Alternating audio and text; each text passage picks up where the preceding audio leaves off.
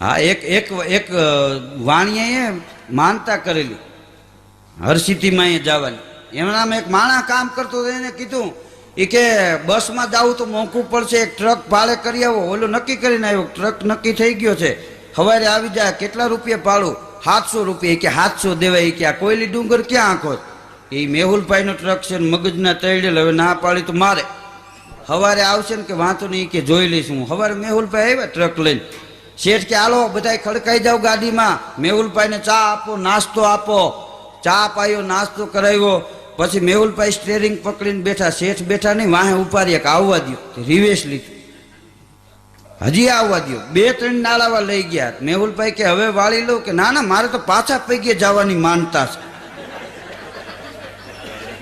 હા, એ કે તો મોંઘું પડે તો કોઈ વાંધો નહીં, અમે બીજું કરી લેવું, તમે તમારે વૈયા જાવ. એમ કરીને હાટું છટકાવી નાખ્યું.